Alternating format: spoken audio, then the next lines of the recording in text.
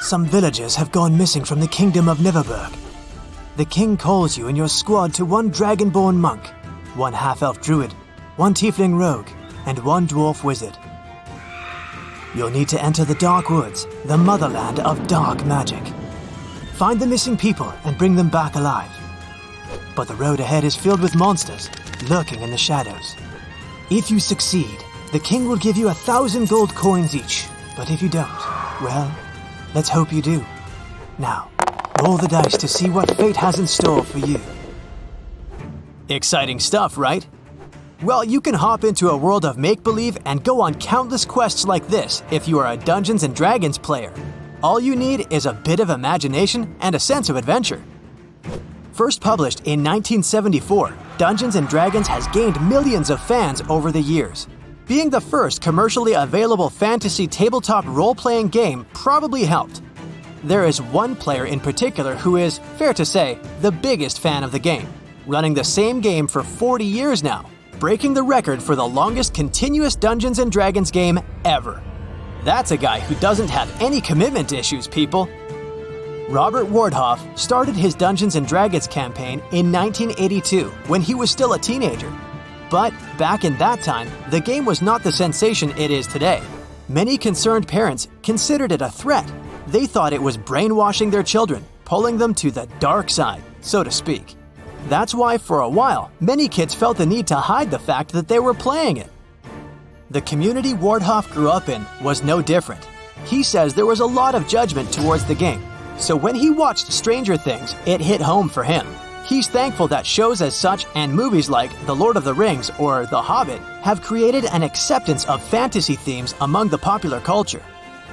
Fascinated by the wondrous and magical world the game was offering, he and a couple of his friends started playing the game. All they needed were one 20-sided dice and a few sheets of paper to create the characters they wanted to embody. However, Wardhaugh was not a player, but the Dungeon Master. In short, the DM. DMs are the ones who organize each game session.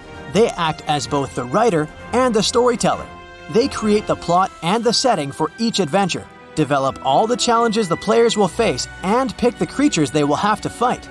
They have total control over everything within the game except for the actions of the players' characters. They're also the ones responsible for describing everything to the players during the game. Calling Wardhaugh a good DM would be an understatement. He's an epic one. He started with only 4 people, but he's guided around 60 players since then. People have been driving and flying from all over Canada to take part in his never-ending game. But what is his secret to running the best and the longest Dungeons & Dragons game in the world?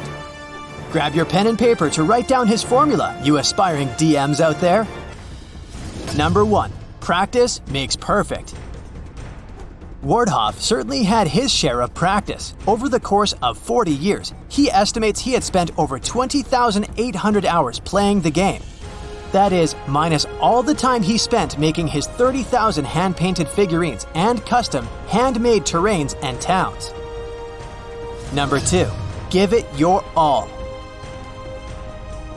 Wardhaugh lives to keep the game going. He even makes major life decisions according to his game, like buying a house with a basement big enough to become his gaming area, as well as fit his 30,000-piece game set. He might need to call his realtor to find a bigger house soon. Number 3. Keep the world interesting. Wardhaugh works as a history professor for the University of Western Ontario, and his career certainly has an impact on the world he's creating for his players. He describes it as an alternative version of historical Earth, so he doesn't hesitate to drive inspiration from philosophy, sociology, and incorporate real-world history to create a unique story. Number 4. Don't let the rules limit you. Even though there is a rulebook for both the players and the Dungeon Masters, with the most recent one being the 5th edition, Wardhaugh doesn't really stick to it. He's bending and breaking the rules to fill in some holes that he found in it. So now he has his own rule system to which gamers call a HOME-BREW rule system. When Dungeons & Dragons first came out, one of the lines in the Dungeon Master Guide said, "Use the written material as your foundation and inspiration." And that's what he has been doing ever since. Not bound by the old, current, or the upcoming rules, he can come up with totally new races, nations, cultures, and mythologies. This freedom helps keep his game flowing since no player needs to stop and check things. And as his game gets bigger and bigger, he keeps developing and changing his rule system to make it even better than before. But this doesn't mean he's not using what the Dungeons & Dragons manual already offers. He still includes monsters like Demogorgon in his games. Number 5. Mix and match genres. To be able to create a plot with unrivaled complexity, Wardhaugh makes use of all different story genres. He enriches his games with vengeance, romance, and all types of dangerous adventures. Number 6. Create high stakes for your players. More than 500 characters have been made and played within Wardhaugh's game over the course of 40 years. This large number might be due to his rule of no coming back to life. This is because he tries to keep the stakes as high as possible for his players. If a character eventually is out of hit points, which are lives, there's no coming back. The only way for players to enter back into the game is if they already have spare characters. If not, they're out of the game for good. He thinks this creates emotion, excitement, and tension. And he's probably right, since he saw grown people weep at the table because of their characters being out of the game. Number 7. Stay organized. It's not easy curating quests as well as tracking the adventures of more than 50 players. But there are also thousands of subplots and sub-campaigns going on, as well as numerous story arcs of all the different characters that often span decades. And he has to remember them all. So, buying a planner wouldn't hurt. Number 8. Don't let personal stuff affect your game.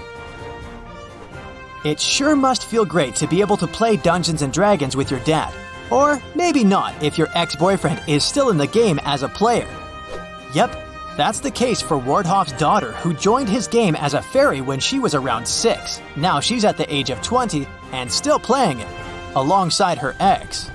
Because Wardhaugh has the principle that once he allows somebody to come into the game, he's never going to stop them from playing it. Talk about awkward. Number 9. Keep reminding yourself what truly matters. To Wardhaugh, the game represents friendship. He believes that friendship needs something to hold them together as people go through their lives. He says he made some great friends along the way, and he thinks that as long as he keeps the game alive, he won't lose any of them, since there will always be a reason to get together. Wardhaugh is very welcoming of new players and characters, as he doesn't ever intend on quitting. So who knows, if you're a nice kid, one day you can join his game. That's it for today. So hey, if you pacified your curiosity, then give the video a like and share it with your friends. Or if you want more, just click on these videos and stay on the bright side.